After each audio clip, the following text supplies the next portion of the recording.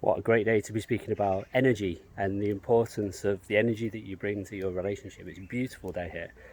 And this week I've been talking about 3 things you can do today to improve the quality of your relationship. And one of those is about showing up with the right level of energy. And I want to explain for you today exactly how you can do that.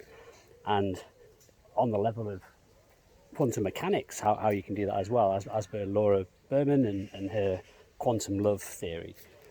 And it's fascinating how you can be in these different energy modes, and it can hugely impact how you're feeling in terms of your level of happiness and fulfillment within the relationship, but also the mirroring effect that has on your partner, that when you're showing up in a low energy space, that it's of course going to impact them and impact how they're feeling as well.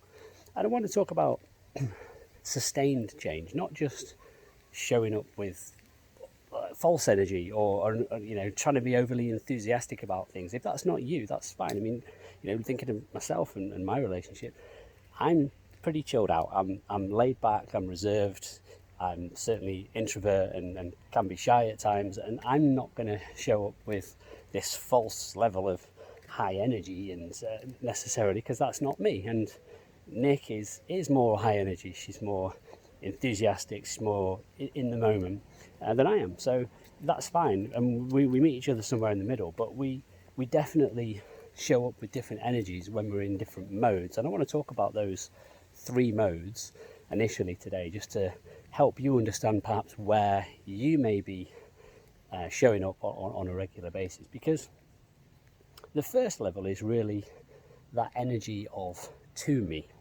So things are happening to me. This is always the way things are. Kind of that victim stance of disempowerment towards making positive changes to yourself and to your relationship.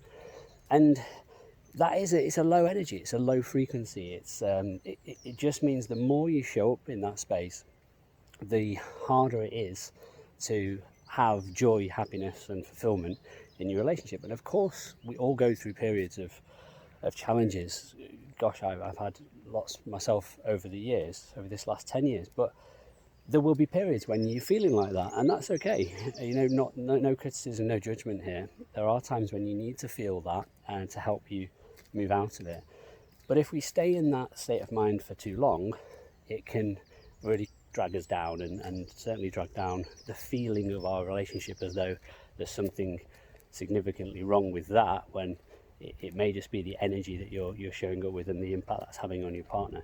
Because when we move out of that to me state, you're more in the by me state. Okay, so I'm feeling more empowered about how I'm showing up. I can actually impact things. I can show some more empathy and curiosity towards my partner and figure things out and work through things. And that is a very, very different state of mind to be in, just to the victim stance, the by me. And then as we get into a higher state of frequency, Laura Berman would say that we are then in the through me state, where okay, I'm actually at peace with this now. I'm able to experience more joy, more fulfillment, more happiness, because I'm more flexible in terms of my mindset as to what's actually happening in my life, and I'm fine with that.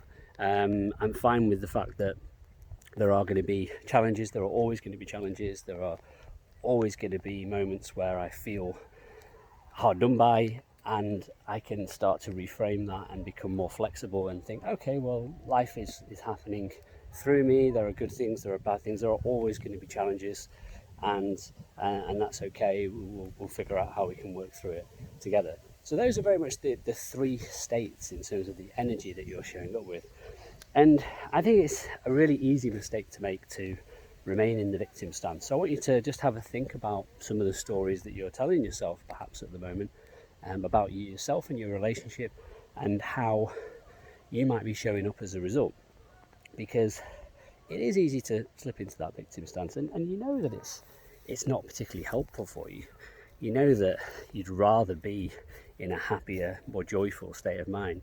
But the longer you stay in that without awareness, the harder it is, because then you get a confirmation bias, which will start to play out. So you start to say, oh, well, it's like there's a tipping point. There's a tipping point where you're in this negative spiral, and you're actually then looking for the things that your partner does that start to frustrate you and annoy you. So you might have labelled certain things that, oh, well, they never do this for me, they never meet this need, they never show up for me, they never seem to have my corner, they've always got their own argument against me. And you start to look for confirmation of these little things happening over and over again. But of course that can flip around the opposite way, can't it? So if you're then looking for greater empathy, greater joy, greater excitement and happiness in the relationship, and you're believing that that's possible, you then start to look for those things. So you start to confirm that bias, that actually your relationship is great, it's got loads of great things going on, and there's lots of happiness within it. So really, this is what I've learned a lot about over the last 10 years, and no matter what discipline you look at, whether it's neuroscience, positive psychology, coaching methodology, it all points towards this type of approach where we're trying to shift from a disempowered mindset to one of empowerment, where you actually understand more about yourself, how you're showing up to the relationship, and how you can make those changes. And I'm talking about sustained long-term change as well. So not just a week, 2 weeks of trying to do something a bit different and it doesn't quite feel aligned as to who you are. And when you do that, it becomes, it's a nice to have for a short period of time, but it's not going to last because it doesn't feel truly aligned to who you are and your identity. So in terms of long-term habit change and long-term analysis of this is what I run through as part of my 4-step reboot method.